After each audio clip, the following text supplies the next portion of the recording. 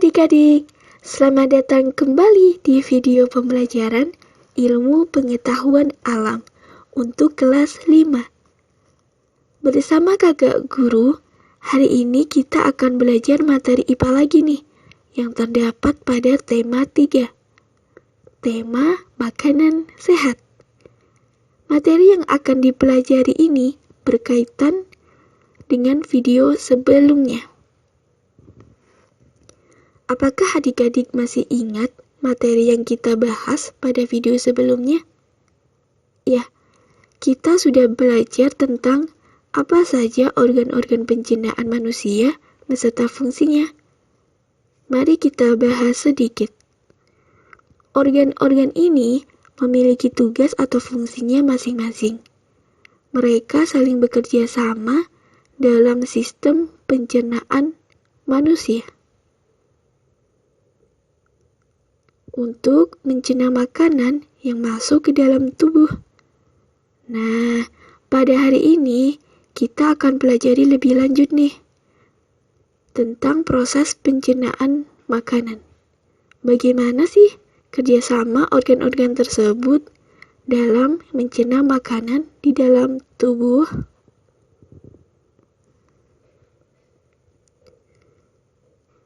Wah, menarik kan? Aku harus tahu nih. Aku harus tahu pengetahuan penting tentang pencernaan makanan di dalam tubuh manusia. Bagaimana ya proses pencernaan makanan di dalam tubuh secara urut dari awal sampai akhir? Cari tahu yuk adik-adik.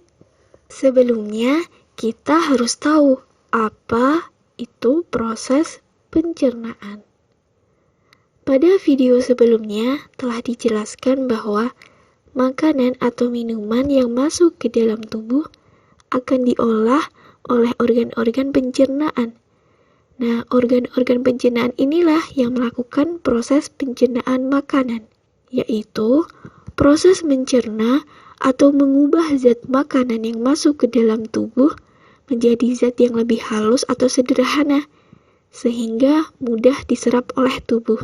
Nah, zat yang diserap oleh tubuh berupa nutrisi, yang dapat bermanfaat bagi tubuh kita karena bisa menjadi energi.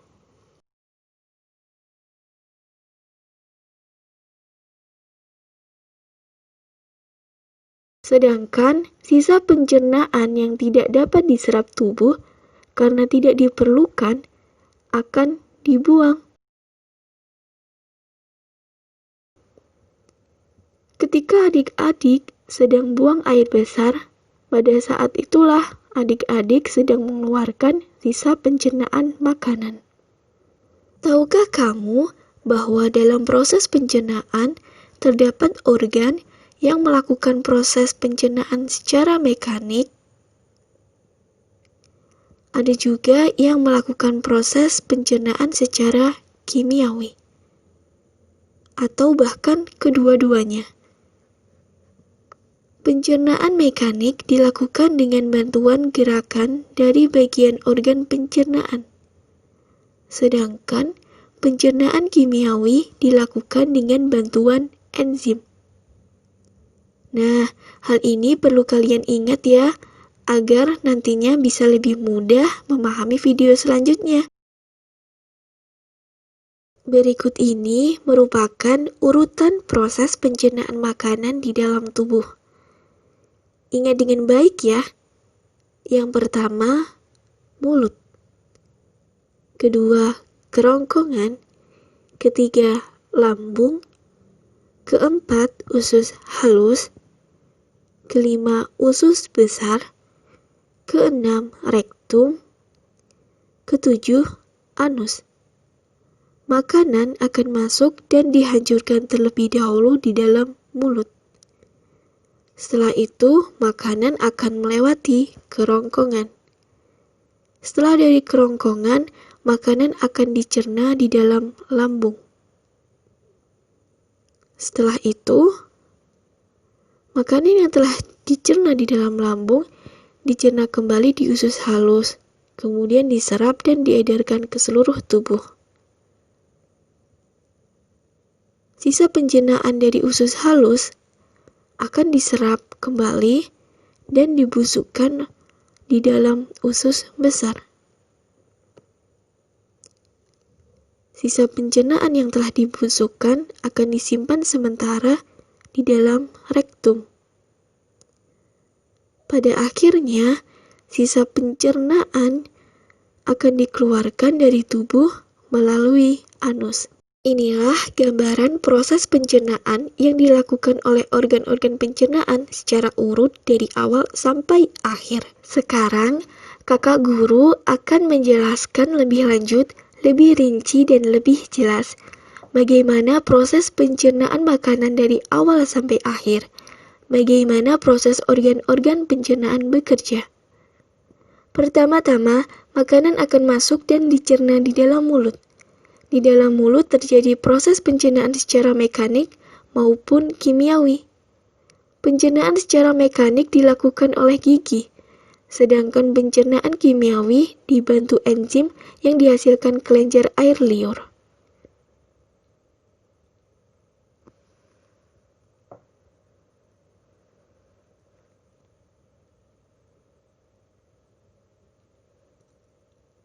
Gigi akan mengunyah makanan yang masuk ke dalam mulut menjadi potongan-potongan yang lebih kecil atau lebih halus. Tujuannya agar mudah ditelan dan dicerna lebih lanjut. Proses ini dibantu oleh lidah yang bertugas untuk mengaduk makanan yang ada di mulut agar mudah ditelan. Dan secara bersamaan, kelenjar air liur juga bekerja dan menghasilkan enzim pencernaan, yaitu enzim petialin.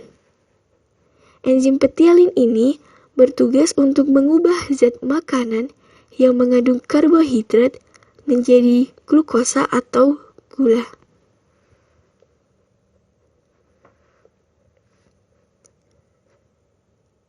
Ayo coba nanti buktikan. Ketika adik-adik mengunyah makanan yang mengandung karbohidrat, seperti nasi, maka rasa nasi tersebut lama-kelamaan akan terasa manis. Nah, pada saat itulah enzim petialin sedang bekerja mengubah karbohidrat menjadi glukosa atau gula. Setelah makanan selesai dicerna di dalam mulut, maka makanan tersebut kemudian akan ditelan.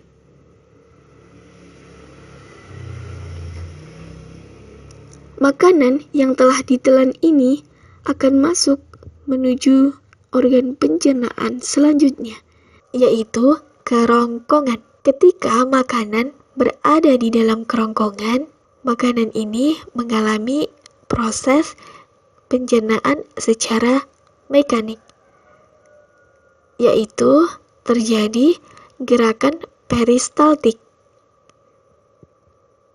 Apa sih gerakan peristaltik itu? Gerakan peristaltik merupakan gerakan mendorong atau meremas makanan dari mulut menuju ke lambung. Penjelasannya seperti ini. Gerakan mendorong atau meremas ini terjadi ketika otot pada dinding kerongkongan melakukan gerakan mengembang dan mengempis.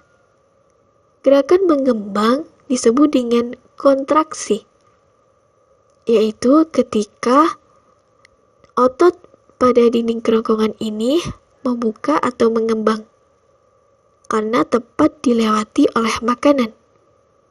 Sedangkan gerakan mengempis ini disebut dengan relaksasi, yaitu ketika otot pada dinding kerongkongan menutup atau mengempis. Jadi, di dalam kerongkongan terjadi kontraksi dan relaksasi oleh otot pada dinding kerongkongan yang bergerak menuju ke lambung. Dan di dalam lambung inilah makanan akan dicerna lebih lanjut. Pertanyaannya, bagaimana ya proses pencernaan makanan yang terjadi di dalam organ lambung? Untuk dapat menjawab pertanyaan ini, simak dengan baik penjelasan berikut ya. Setelah makanan dicerna di dalam mulut dan ditelan melewati kerongkongan, selanjutnya makanan tersebut masuk ke organ lambung. Nah, di dalam lambung terjadi proses pencernaan secara mekanik. Dan terjadi pula proses pencernaan secara kimiawi. Makanan yang telah sampai di lambung akan diaduk dengan bantuan otot dinding lambung dan telah tercampur oleh asam lambung dan enzim. Seperti inilah gambaran lambung dalam mencerna makanan. Nah, sekarang pertanyaannya, apa saja ya asam lambung dan enzim yang membantu proses pencernaan secara kimiawi di lambung? Apakah kamu masih ingat dengan kata lapar? Ya, kata lapar ini merupakan singkatan untuk memudahkan kita mengingat enzim apa saja yang ada di lambung. Maksudnya, di dalam lambung terdapat enzim PAR, yaitu enzim P pepsin, A asam klorida, dan R renin. Nah, fungsi dari enzim-enzim tersebut secara umum yaitu mengubah zat makanan yang masuk ke dalam lambung menjadi zat yang lebih mudah diserap oleh tubuh. Atau zat makanan ini diubah menjadi zat yang lebih sederhana lagi agar mudah diserap oleh tubuh. Bagaimana ya kerja enzim-enzim tersebut? Nah, enzim pepsin ternyata berfungsi untuk mengubah zat makanan yang mengandung protein menjadi pepton. Sedangkan asam klorida berfungsi untuk membunuh kuman penyakit yang mungkin saja masuk bersama makanan, serta mengaktifkan pepsin, sehingga pepsin ini bisa berfungsi. Dan yang terakhir, enzim renin berfungsi menggumbalkan protein susu menjadi kasein.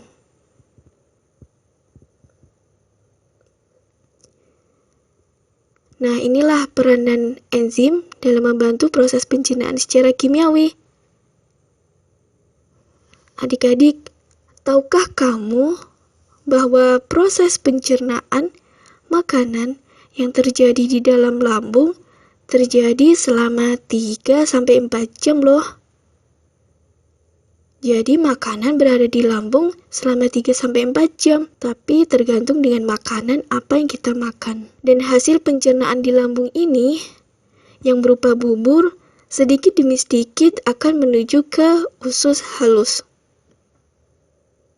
Nah, usus halus ini merupakan organ pencernaan selanjutnya yang akan dilewati oleh makanan setelah berada di lambung, yang bisa ditunjukkan pada gambar berikut. Pertanyaannya, bagaimana ya proses pencernaan makanan yang terjadi di dalam organ usus halus?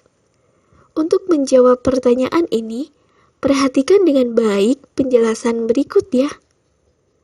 Organ usus halus bisa ditunjukkan dan dilihat pada gambar berikut.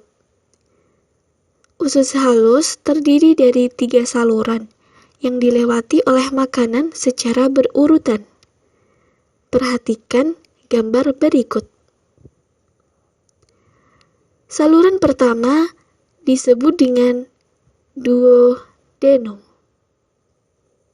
atau usus 12 jari. Saluran kedua disebut dengan jejunum atau usus kosong. Serta saluran yang ketiga disebut dengan ileum atau nama lainnya usus penyerapan.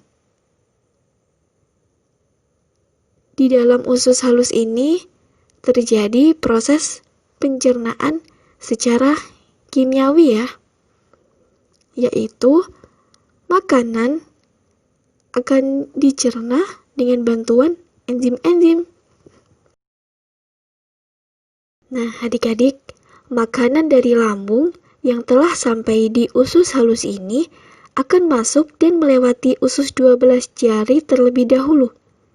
Pencernaan makanan di usus 12 jari dibantu oleh enzim yang dihasilkan oleh pankreas. Apakah kamu masih ingat dengan maksud kata PLTA? Ya, PLTA maksudnya adalah di dalam P, pankreas, terdapat 3 enzim yang disingkat dengan LTA, yaitu L lipase, T tripsin, dan A amilase. Fungsi dari enzim-enzim tersebut secara umum masih sama dengan fungsi enzim di dalam lambung kok, yaitu mengubah zat makanan yang masuk menjadi zat yang lebih mudah diserap oleh tubuh. Bagaimana ya kerja atau tugas enzim-enzim tersebut? Enzim lipase berfungsi untuk mengubah lemak menjadi asam lemak dan gliserol. Sedangkan enzim tripsin berfungsi untuk mengubah protein menjadi asam amino. Serta enzim amilase berfungsi untuk mengubah zat makanan yang mengandung karbohidrat menjadi gula. Nah, zat makanan yang telah disederhanakan ini kemudian masuk ke usus kosong. Makanan akan diuraikan kembali menjadi zat yang lebih mudah lagi diserap tubuh. Kemudian, hasilnya sampai di usus penyerapan, yang merupakan lokasi untuk menyerap makanan yang telah diproses tadi di usus 12 jari dan di usus kosong. Di dalam usus penyerapan, terdapat jonjot-jonjot usus, atau biasa disebut dengan villi. Villi sangat berguna bagi tubuh yang terdapat di usus halus, yaitu memperluas permukaan penyerapan sehingga makanan yang masuk ke usus halus dapat terserap dengan sempurna. Nah, hasil dari penyerapan makanan ini berupa sari-sari makanan atau disebut dengan nutrisi. Kemudian nutrisi ini akan diserap oleh pembuluh darah, masuk ke darah, dan disalurkan ke seluruh tubuh. Sehingga tubuh kita bisa menghasilkan energi, kita bisa melakukan aktivitas sehari-hari. Pertanyaannya, bagaimana ya proses pencernaan makanan yang terjadi di usus besar yang ternyata berlanjut di dalam rektum dan anus? Simak penjelasan berikut. Usus besar bisa digambarkan sebagai berikut.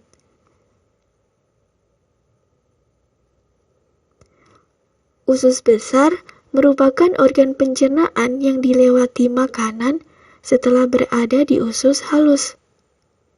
Makanan yang tidak diserap di usus halus disalurkan ke usus besar. Di dalam usus besar terjadi proses penyerapan, yaitu penyerapan sisa makanan yang tidak dapat tercerna dan tidak dapat terserap oleh usus halus. Penyerapan ini dilakukan oleh bagian usus besar, yaitu kolon. Apa yang diserap oleh kolon, yang diserap yaitu air dan mineral dari sisa makanan tersebut. Karena kandungan airnya diserap, maka sisa makanan ini akan menjadi ampas. Ampas makanan. Tahukah adik-adik bahwa di dalam kolon terdapat bakteri loh, yaitu bakteri Escherichia coli atau disingkat bakteri E. coli yang bisa digambarkan sebagai berikut.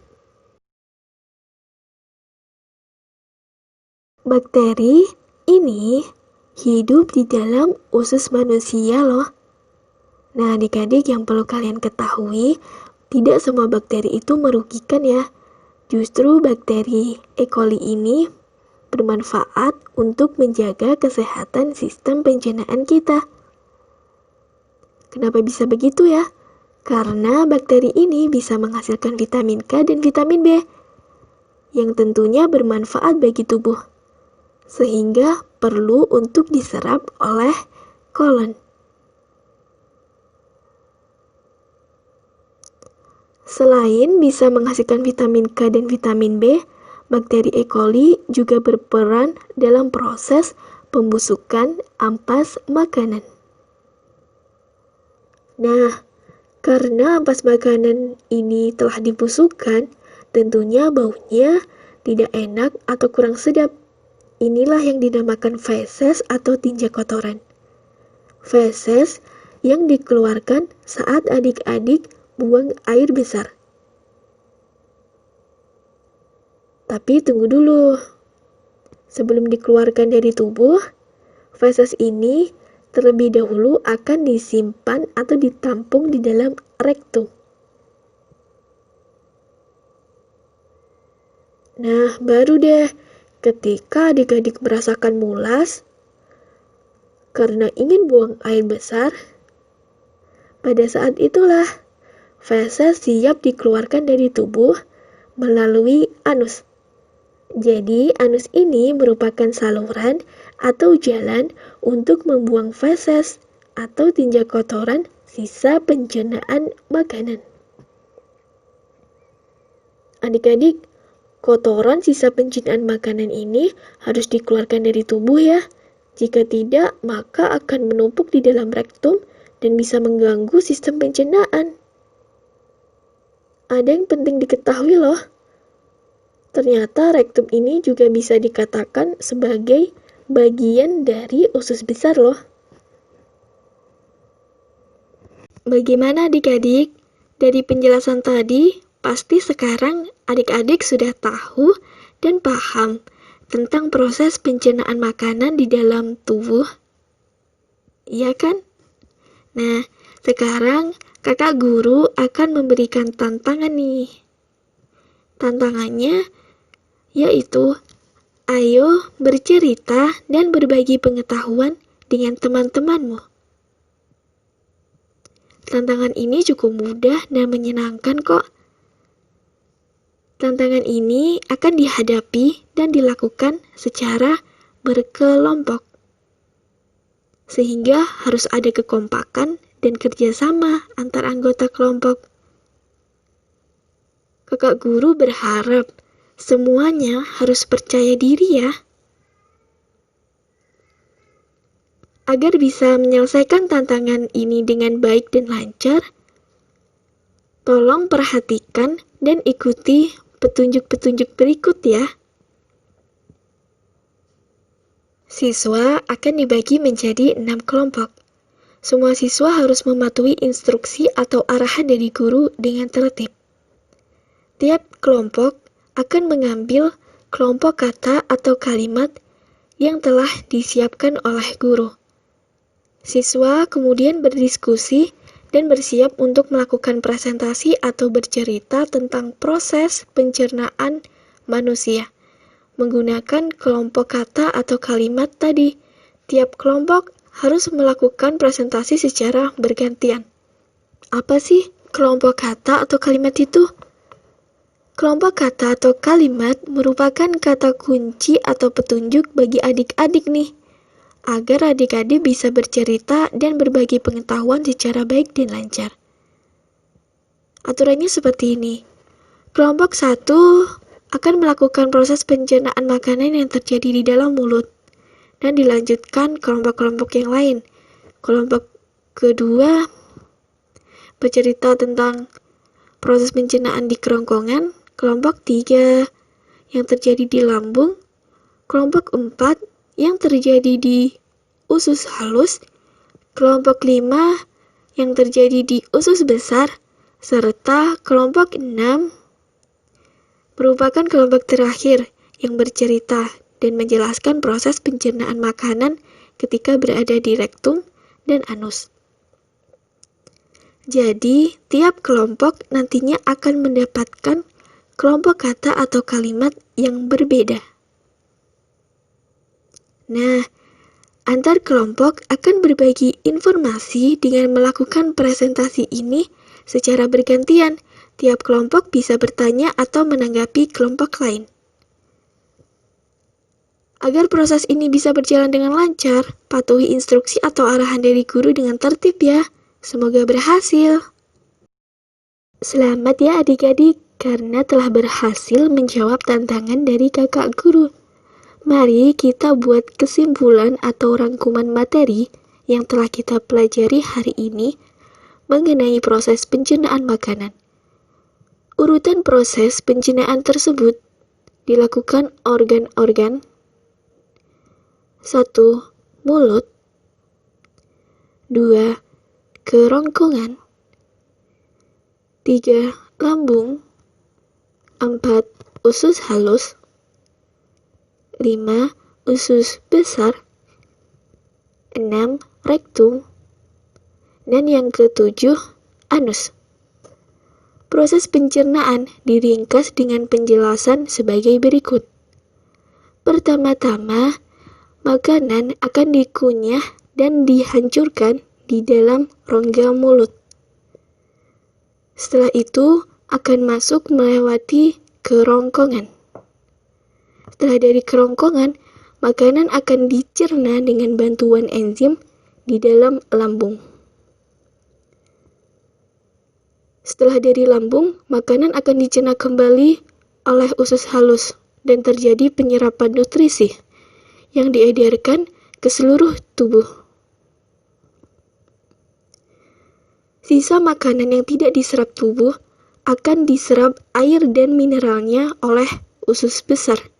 Dan di sini terjadi proses pembusukan sisa makanan berupa feses.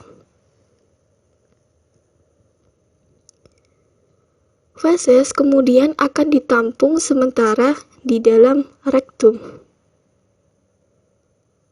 Pada akhirnya, feses tersebut akan dikeluarkan melalui anus. Nah, itu tadi materi pelajaran yang bisa kakak sampaikan dan jelaskan tentang proses pencernaan makanan di dalam tubuh. Sekarang, kakak guru ingin adik-adik belajar di rumah bersama keluarga. Jawablah pertanyaan berikut dengan teliti. Kemudian, diskusikan jawaban tersebut bersama anggota keluargamu. Bisa dengan ayah, ibu, kakak, atau saudaramu lainnya. Nah, ada 3 pertanyaan nih yang harus kalian jawab bersama keluargamu. Yang pertama, mengapa kotoran yang kita keluarkan saat buang air besar memiliki bau yang tidak sedap? Pertanyaan kedua, mengapa kita dianjurkan untuk mengonsumsi makanan yang bergizi dan kaya akan nutrisi? Apa pengaruhnya bagi sistem pencernaan kita?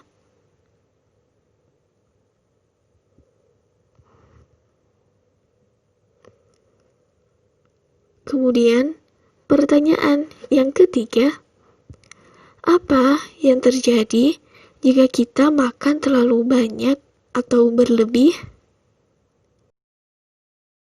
Apakah hal tersebut akan mempengaruhi proses atau sistem kerja pencernaan makanan di dalam tubuh? Sampaikan jawabanmu dengan percaya diri dan diskusikan dengan anggota keluargamu. Catatlah soal dan jawaban di atas pada buku ya. Selamat belajar di rumah adik-adik. Perhatian, ada informasi atau pesan penting nih dari kakak guru sebelum menutup dan mengakhiri pembelajaran hari ini. Informasi ini tentunya bermanfaat bagi kesehatan kita, bagi kesehatan manusia. Yang pertama, usahakan mengunyah makanan secara perlahan ya. Hal ini bertujuan agar makanan yang kita makan bisa dihancurkan dengan baik dan sempurna, serta memberikan kesempatan bagi enzim petialin untuk mencerna makanan di dalam mulut.